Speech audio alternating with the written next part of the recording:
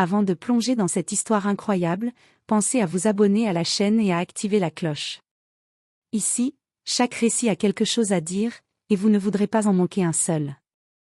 La nuit était tombée sur la route sinueuse du comté de Prince George, dans le Maryland. Les lampadaires s'espacèrent, laissant place à l'obscurité ponctuée par les phares des voitures. Dans le silence presque inquiétant de la route, le général Marcus Jefferson, officier respecté et vétéran décoré de l'armée américaine, roulait à bord de son véhicule blindé dernier cri, un SUV noir, symbole de puissance et de discipline. Sa journée avait été longue, entre réunions stratégiques et inspections, il ne rêvait que d'une chose, rentrer chez lui et retrouver le calme de son appartement surplombant la rivière Potomac. Soudain, derrière lui, une lumière rouge et bleue surgit, accompagnée du cri strident de la sirène. Marcus sentit son cœur battre un peu plus vite, mais son sang-froid demeura intact. Il savait qu'il n'avait enfreint aucune loi. Probablement un contrôle de routine, pensa-t-il. Mais en voyant la voiture de patrouille se rapprocher, une étrange tension s'installa dans l'air, comme si la nuit elle-même retenait son souffle. Le policier qui sortit de sa voiture était Daniel Harper, un homme blanc d'une trentaine d'années, aux traits durs et au regard aiguisé, connu pour son tempérament explosif. Harper avait déjà eu plusieurs confrontations avec des civils noirs, souvent teintés de condescendance et d'arrogance. Cette nuit-là, il ne savait pas encore que sa vie et son orgueil allaient être bouleversés. Harper s'avança vers le véhicule de Marcus. Les phares éclairaient les décorations militaires, les médailles et les galons du général. Mais Harper, par ignorance ou par préjugé, ne vit qu'un homme noir au volant. « Sortez de la voiture », ordonna-t-il sèchement, sans prendre le temps de vérifier l'identité de l'officier. Marcus, imperturbable, posa sa main sur le tableau de bord et répondit d'une voix calme mais ferme, « Officer Harper, je suis le général Marcus Jefferson, de l'armée américaine. Vous pouvez vérifier mon identité immédiatement. » Mais Harper, aveuglé par son ego et ses préjugés, ne l'écouta pas. Il ordonna à Marcus de sortir de la voiture, ignorant les conséquences de son acte. Dans cette nuit silencieuse, la scène semblait presque irréelle, un général respecté arrêté par un policier impulsif, dans un affrontement où le pouvoir et l'orgueil allaient bientôt s'entrechoquer. Et tandis que Marcus descendait lentement de son véhicule, l'air froid lui mordant le visage, une pensée traversa son esprit, parfois, le karma a une façon très spectaculaire de se manifester.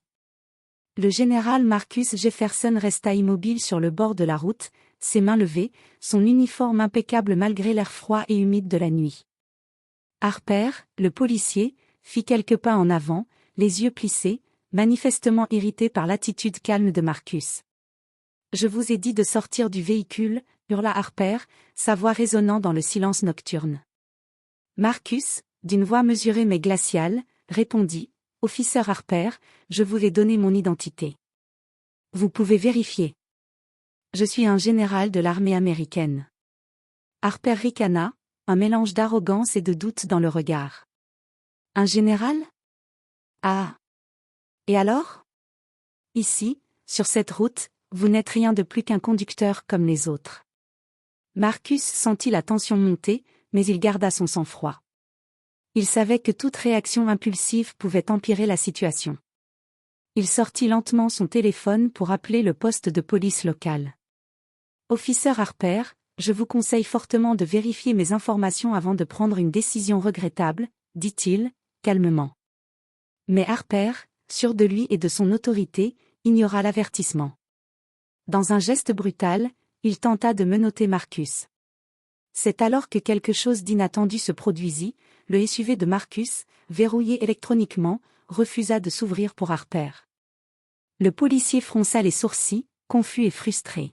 « Qu'est-ce que » grogna Harper, frappant le tableau de bord pour tenter de forcer le mécanisme.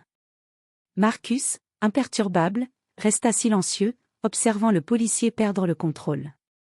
Soudain, un camion de transport militaire surgit derrière eux. Le conducteur, reconnaissant Marcus, klaxonna longuement. Harper, surpris et embarrassé, recula instinctivement. Le général saisit alors l'opportunité. « Officer Harper, vous venez de confondre un soldat loyal avec un simple civil. Vous feriez mieux de réfléchir aux conséquences de vos actes. » Harper, rouge de colère et de honte, réalisa trop tard qu'il avait été humilié devant un général de l'armée américaine, et que cette nuit ne se terminerait pas comme il l'avait prévu. La tension monta, le karma commençait à frapper, et la suite allait être spectaculaire. Harper reprit son souffle, furieux et humilié, tandis que Marcus restait parfaitement calme, un demi-sourire à peine perceptible sur ses lèvres. La sirène de son SUV continuait de résonner, mais la voiture refusait toujours d'obéir aux ordres du policier. Marcus prit alors une décision audacieuse. « Officer Harper, il est encore temps de rectifier vos erreurs, dit-il doucement, mais avec une autorité qui glaçait le sang. Je vous conseille de me laisser partir et d'appeler votre supérieur avant que cette situation ne dégénère davantage. » Harper, aveuglé par sa fierté, refusa. « Vous croyez que vous pouvez me dire ce que je dois faire ?» cria-t-il, frappant le capot du SUV. À ce moment précis, le téléphone portable de Harper vibra. C'était un message du poste de police, un rapport venait de remonter à son supérieur immédiat, le dénonçant pour comportement inapproprié. En un instant, Harper sentit son autorité s'effondrer. Le karma, silencieux mais implacable, venait de frapper. Marcus profita de l'instant pour sortir calmement de sa voiture, son uniforme impeccable contrastant avec la nervosité visible du policier. Des passants, attirés par le bruit et les lumières, commencèrent à s'arrêter, observant la scène. Harper, maintenant au centre de l'attention publique, se rendit compte qu'il avait été humilié devant tout le monde. « Vous voyez, officer Harper, dit Marcus, la voix froide et mesurée, la vraie autorité ne se mesure pas par la peur ou la force, mais par le respect et la discipline. » Avant que Harper ne puisse réagir, Marcus fit un geste subtil sur son téléphone. Immédiatement, le véhicule blindé émit un signal de sécurité, alertant la base militaire locale de la situation. Quelques minutes plus tard, des officiers de la base arrivèrent sur les lieux, prenant en charge Marcus et avertissant Harper qu'une enquête interne serait ouverte. Harper, désormais seul et impuissant, sentit la honte l'envahir. Ce qui avait commencé comme un simple contrôle routier s'était transformé en un désastre personnel. Le karma venait de riposter durement, et Marcus Jefferson repartait, intouchable, son honneur intact. Mais cette nuit n'était que le début. Le général savait que le véritable impact de cette confrontation allait bien au-delà de l'humiliation immédiate. Le lendemain matin, le nom de Daniel Harper circulait déjà dans tout le comté et sur les réseaux internes du département de police. Ses collègues murmuraient derrière son dos, certains avec amusement, d'autres avec consternation. Les vidéos de l'incident, filmées par des passants et par les caméras de sécurité du SUV militaire, circulaient rapidement. Harper était devenu l'exemple vivant de l'arrogance punie. Pendant ce temps, Marcus Jefferson était déjà à son bureau, analysant calmement la situation. Il savait que dans son rôle de général, chaque action pouvait être amplifiée par le pouvoir des médias et la notoriété. Il décida de prendre les devants. Il contacta les supérieurs de Harper, mais aussi le maire et le chef de la police, leur expliquant les faits avec précision et dignité. Les réactions furent immédiates, Harper fut suspendu en attendant une enquête approfondie. Ses promotions furent mises en pause, et plusieurs plaintes pour abus de pouvoir furent ouvertes à son encontre. Même ses amis proches commencèrent à le regarder différemment, certains avec une froide distance, d'autres avec une prudente gêne. Le karma, déjà amorcé la veille, continuait sa course implacable. Mais Marcus ne s'arrêta pas là. Conscient que cette humiliation publique était une leçon pour tous ceux qui pensaient que leur pouvoir leur donnait le droit d'écraser les autres, il prit la décision de transformer l'incident en opportunité.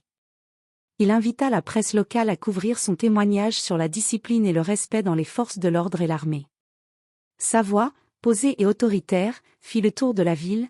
Un général noir, calme et digne, avait été confronté à l'arrogance d'un policier, mais il avait transformé la situation en un exemple d'intégrité.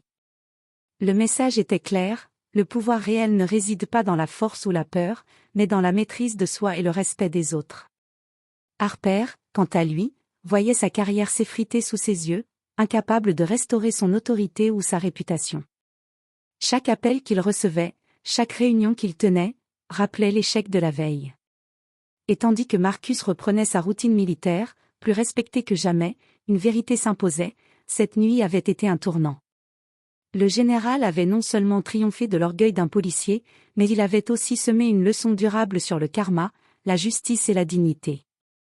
Mais l'histoire n'était pas encore terminée. Marcus savait que le véritable test ne concernait pas seulement Harper, mais aussi ceux qui, dans l'ombre, pourraient un jour tenter de défier l'autorité avec arrogance et préjugés. Quelques semaines après l'incident, Daniel Harper se trouvait toujours sous enquête interne. Sa carrière stagnait et sa réputation était en ruine. Chaque jour, il recevait des appels d'officiers supérieurs et de responsables de la ville, lui rappelant l'incident et les plaintes déposées contre lui. Ses collègues, auparavant admiratifs de son autorité, le regardaient maintenant avec méfiance et une pointe de mépris. Pendant ce temps, Marcus Jefferson poursuivait son travail avec la même rigueur et le même professionnalisme qui lui avait valu le respect de tous. Mais cette fois, il décida de transformer son expérience en une leçon publique. Il accepta d'intervenir lors d'une conférence sur le leadership, la discipline et la lutte contre les abus de pouvoir dans la police et l'armée. Son témoignage fit sensation, la salle entière écoutait, captivée par l'histoire de ce policier arrogant qui avait essayé de défier un général et qui avait échoué. Puis vint le moment où Marcus fut invité à rencontrer personnellement le chef de la police. Harper, présent dans la pièce, sentit son cœur se serrer. Marcus entra, confiant, chaque pas mesuré, chaque regard ferme. Il tendit la main à Harper, non par animosité, mais par pure maîtrise de soi et dignité. « Daniel, » dit Marcus d'une voix calme mais autoritaire, « je vous conseille de réfléchir à ce qui s'est passé et à ce que cela signifie pour votre avenir. Le vrai pouvoir vient du respect et non de la peur. » Le regard d'Harper se baissa, incapable de répondre. La leçon avait été donnée, non pas dans la violence ou l'humiliation crue, mais dans la maîtrise et la sagesse. Le karma avait frappé durement, sa carrière était désormais compromise, tandis que Marcus voyait sa réputation s'élever encore plus haut, non seulement comme général, mais comme symbole de justice et de dignité. Dans les semaines suivantes, Harper fut rétrogradé et assigné à des tâches administratives. Les médias locaux continuèrent à couvrir l'histoire, rappelant à tous que l'arrogance et le préjugé avaient un prix. Marcus, de son côté, reçut de nombreuses distinctions pour son leadership exemplaire et sa capacité à transformer une situation difficile en leçon universelle. Et tandis que la ville retrouvait son calme, une vérité demeurait, le karma, lorsqu'il frappe avec patience et justesse, est implacable. Et Marcus Jefferson, calme et maître de lui-même, avait prouvé à tous que la dignité et le respect triomphent toujours.